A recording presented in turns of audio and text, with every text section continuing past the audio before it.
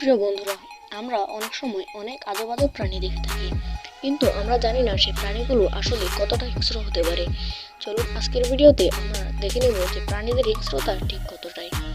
অনেক প্রাণী খুব বন্ধুত্বসুলভ আচরণ করে থাকে, কিন্তু অনেক প্রাণী আবার আছে যারা খুবই হিংস্রতার সাথে কোন শিকারকে আক্রমণ করে।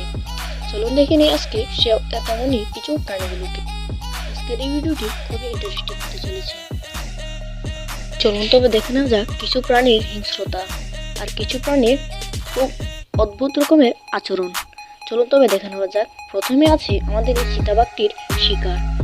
প্রথমে চিতাবাঘটি গাছ থেকে শিকারটাকে খুব ভালোভাবে দেখছিল। সে আস্তে আস্তে নামতে থাকে। হঠাৎ সে খুব ভয়ঙ্কর একটি রূপ ধারণ করে আস্তে আস্তে সে এগোতে থাকে। হায়নার বাচ্চাগুলো দেখে মনে করেছিল তাদেরকে সে আক্রমণ হয়তো করবে, কিন্তু তারা এমনটি হয়নি। আসলে চিতাবাঘটির নজর ছিল একটি হরিণের দিকে। চলুন তবে দেখে নেওয়া যাক কিভাবে হরিণটাকে আক্রমণ করে। চিতাবাঘটি আস্তে আস্তে এগোতে লাগলো এবং এমন আচরণ করলো যে কেউ তাকে দেখে বুঝতে পারবে না যে সে এই হরিণগুলোকে আক্রমণ করতে যাচ্ছে। কিন্তু আমরা সবসময় জানি আমাদের নজর তার দিকে থাকে যে আমাদের শত্রু। হরিণগুলোকে ঠিক তেমনই চিতাবাঘটাকে দেখছিল। চিতাবাঘটির নজর ছিল একটি বাচ্চা হরিণের উপর। সে আস্তে আস্তে বাচ্চা হরিণটির দিকে যেতে থাকলো। তারপরে দেখা গেল যে হঠাৎ করে চিতাবাঘটি প্রচন্ড জোরে দৌড়তে লাগলো। চিতাবাঘটির দৌড়ের গতি আপনারাই দেখে নিন। চিতাবাঘটি দৌড়তে লাগলো, কিন্তু হরিণটিও কম যায় না। সেও খুব ভয়ঙ্কর স্বরূপ দৌড়তে থাকলো। অন্য হরিণগুলো এই আক্রমণ থেকে বাঁচার চেষ্টা করলো, কিন্তু তারা তো বেঁচে গেল। দুর্ভাগা হরিণটি চিতাবাঘটির শিকার। সে খুব জোরে জোরে হরিণটিকে দৌড়াতে লাগলো। অন্য হরিণগুলো পালিয়ে গেছিল। কিছুক্ষণ পর ওই হরিণটি যখন স্থিতিশীল হলো, তখন চিতাবাঘটি আবার দৌড়াতে শুরু করলো। চিতাবাঘটি কিছুক্ষণ দম নিয়েছিল যাতে হরিণটি বুঝতেই না পারে। তো হরিণটি আবার দৌড়াতে শুরু করলো। চিতাবাঘটি হরিণটি তোর পুলিশের মতো খেলা চলছে, কিন্তু এমন সময় হরিণটির কপালে বোধহয় আজকে মৃত্যুই লেখা ছিল। কিছুক্ষণ পরে চিতাবাঘ হরিণটিকে ধরে ফেললো এবং তাকে খুব ভয়ঙ্কর হিংস্রতার সাথে তাকে খেয়ে নিল। দেখা যাক চিতাবাঘের আক্রমণটা কি রকম ছিল। অন্য হরিণগুলো দৌড়ে সেখান থেকে পালিয়েছিল, কিন্তু বর্তমানে যে হরিণটি ছিল সেটা পালাতে পারেনি। সেই হরিণটাকে চিতাবাঘটা খুব হিংস্রতার সাথে ধরে নিয়েছিল। তার গলায় কামড় দেওয়াতে হরিণটি আর বেঁচে ফিরতে পারেনি। দ্বিতীয়ত রয়েছে তেমন একটি হরিণের শিকার, কিন্তু ওইখানে শিকার হয়েছিল হরিণটি, আর এখানে শিকার হয়ে যাবে চিতাবাঘটি। চিতাবাঘটি প্রায় তার ঊর্ধ্বগতিতে দৌড়চ্ছে, কিন্তু হরিণটিও কম যায় কোথায়। হরিণটিও ঊর্ধ্বগতিতে দৌড়াচ্ছে।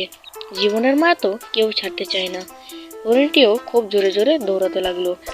দৌড়ানোর সময় চিতাবাঘটির গতি খুবই বেশি ছিল। হরিণটি আর চিতাবাঘের সাথে দৌড়াতে পারে? হরিণটিকে পিছন দিক দিয়ে আক্রমণ করলো। আক্রমণাত্মক ভাবটা আপনারা দেখে নিন। 3-4টা চিতাবাঘ একসাথে হরিণটিকে ধরে নিল, কিন্তু এটা ছিল প্রকৃতির নির্মম পরিহাস। কিন্তু হরিণটি তার নিজের জীবনের মায়া ত্যাগ করতে পারেনি। সে চিতাবাঘটাকে খুব জোরে জোরে আঘাত করতে লাগলো এবং চিতাবাঘটার অবস্থা এমনই ধরাশায়ী হয়েছিল যে সে ওখান থেকে পালিয়ে যেতে বাধ্য হলো। তারপর বেচারা হরিণটি ওখান থেকে পালিয়ে গিয়েছিল। দ্বিতীয়, জেব্রার আক্রমণ। এখানেও রয়েছে একটি মহিলা সিংহ। সিংহটি প্রচন্ড জোরে দৌড়চ্ছে। দেখা যাচ্ছে যে এখানে একটি সিংহটি ডাইরেক্ট জেব্রার উপরের দিকে উঠে গেল এবং জেব্রাটাকে ধরাশায়ী করার এক মুহূর্তে চাপিয়ে ধরলো। তখন সিংহটিও ছাড়ে না। জেব্রাটার অবস্থা যখনই খুব শোচনীয় ছিল, তখনই জেব্রাটা হঠাৎ নড়ে চড়ে উঠলো। সিংহটি উপায়ন্তর না দেখে জেব্রাটাকে তখনই ছেড়ে দিতে বাধ্য হলো। তখনই জেব্রাটা সেখান থেকে পালিয়ে গেল, কিন্তু অবাক সেই সিংহটি জেব্রাটাকে আর ধরতে পারেনি।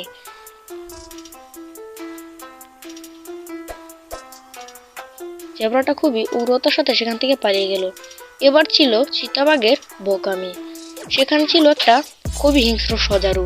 চিতাবাঘ হয়তো তাকে হরিণ ভেবেছিল। সে আস্তে আস্তে সজারুটির কাছে আসে এবং তাকে ধরার চেষ্টা করে।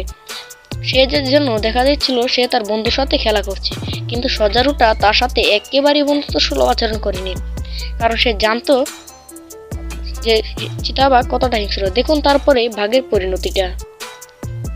তারপরে বেচারা বাঘটিকে মেরে ফেললো সোজারুটি। এবার রয়েছে একটি হরিণের কাহিনী। দেখুন হরিণটিকে কিভাবে কুমিরটি পানিতে আক্রমণ করলো। বোঝা যাচ্ছিল না যে সেখানে একটি হরিণ আছে। হরিণটির বুদ্ধি তারিফ করতে হয়, সেও তৎক্ষণাৎ পালিয়ে গিয়েছিল। এবার দেখে নিন, মালিক যখন তার 4-5টি কুমিরকে খাবার দিতে যায় তখন তো এমনই হবে। দুটো এদিকে লড়াই করে মরে, তো অন্যটি সবগুলো খাবার নিয়ে চলে গেল। এর জন্যই বলে নিজেদের মধ্যে লড়াই না করে সমান বন্টন করো। তো গাইস, এই ছিল আমাদের আজকের ভিডিওটি ভালো লাগলে লাইক কমেন্ট শেয়ার করবেন এবং আপনাদের যদি সমর্থন পায় তাহলে ভিডিওর দ্বিতীয় এপিসোড বানানোর চেষ্টা করব। ধন্যবাদ সবাইকে।